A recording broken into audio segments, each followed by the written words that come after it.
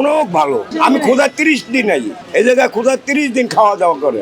জি, প্রতিদিন দুপুরে 200 মানুষের বিনামূল্যে খাবার বিতরণ করা হয়। হ্যাঁ ভাই, খাইছি, ভালো ভাই, একদম ভালো ভাই। এটা এরকম বললে ভালো হয়, কারণ গরিব মানুষ রাস্তায় না খাওয়া অনেক দিন ঘুমায় থাকে। আসলে সুবিধা বঞ্চিত না, এখানে যে আসে সেই খাওয়া দাওয়া করতে পারবে। আমাদের এটা কোনো সুনির্দিষ্ট ব্যক্তির জন্য না, রাস্তায় থাকে, রিক্সা চালায়, এরাই বেশিরভাগ আসে। দস্তরখানের আরেকটি শাখা আমাদের নারায়ণগঞ্জ ভুলতা গাউসিয়ার যে ফ্লাইওভার আছে, ফ্লাইওভারের নিচে চলমান আছে। আমি খোদা 30 দিন আই এই জায়গায়, খোদা 30 দিন খাওয়া দাওয়া করে।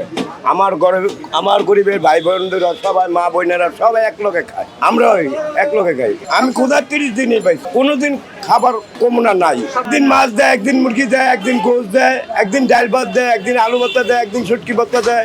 আলহামদুলিল্লাহ রাব্বিল আলামিন, আল্লাহর কাছে হাজার শুকরিয়া যে খাওয়ায় আরো দোয়া করি। হ্যাঁ ভাই, খাইছি, ভালো ভাই, একদম ভালো ভাই, মন থেকে হবে। সবসময় আমার কামনি ছেলে আমি নিয়ে আই, সবসময় আই ভাই। এটা এরকম বললে ভালো হয়, কারণ গরিব মানুষ রাস্তায় না খাওয়া অনেক দিন ঘুমায় থাকে, বুঝলেন না, অনেকদিন ঘুমায় থাকে রাস্তায়, কেউ না খাওয়া কেউ খায়, বুঝলেন না। এরকম যদি ভালো হইতো তাহলে ভালো হইতো। জি, প্রতিদিন দুপুরে 200 মানুষের বিনামূল্যে খাবার বিতরণ করা হয়। না, এরকম হয়নি, তবে শুরুর দিকে হয়তো কিছুটা হয়েছিল, পরে আমরা আইডিয়া করে ফেলেছি, তারপর থেকে আর ইনশাল্লাহ হয়নি। না, ওরকম হয় না ইনশাল্লাহ। আমাদের যে পরিমাণ খাবার নিয়ে আসি এর মধ্যেই শেষ হয়ে যায়। আমাদের এক এক দিন এক একটা মেনু থাকে। আমাদের কখনো গরুর মাংস, কখনো মুরগির মাংস, কখনো মাছ, কখনো আলুর ভর্তা, কখনো সবজি, এরকম চলে আর কি। এক এক দিন এক একটা মেনু থাকে। সপ্তাহে 6 দিন 6 ধরনের মেনু থাকে। আমি নিয়মিত ভলান্টিয়ার না, আমি মাঝে মাঝে আসি, পড়াশোনা থাকে ক্লাস থাকে গেট ফলে আমি আসি।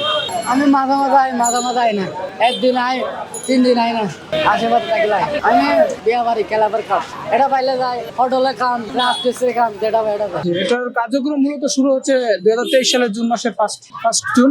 তো তার থেকে আজকে আর কি 1 বছর হইলো, পূর্ণ হইলো।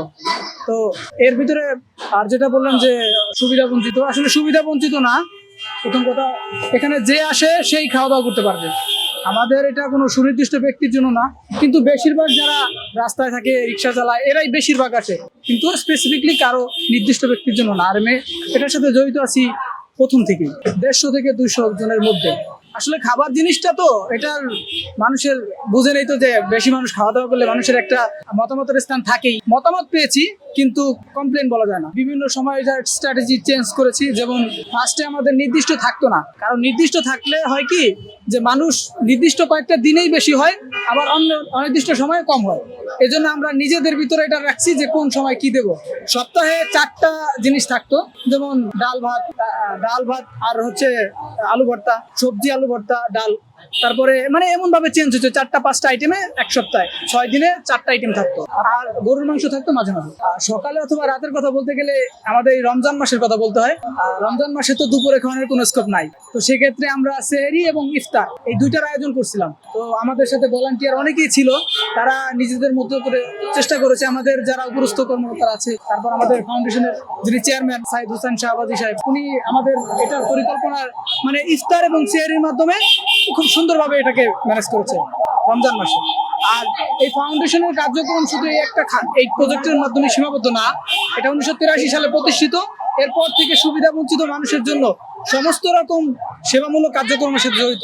আপনি জানলে অবশ্যই সন্তুষ্ট হবেন যে দস্তরখানের আরেকটি শাখা আমাদের নারায়ণগঞ্জ ভুলতা গাউসিয়ার যে ফ্লাইওভার আছে, ফ্লাইওভারের নিচে চলমান আছে।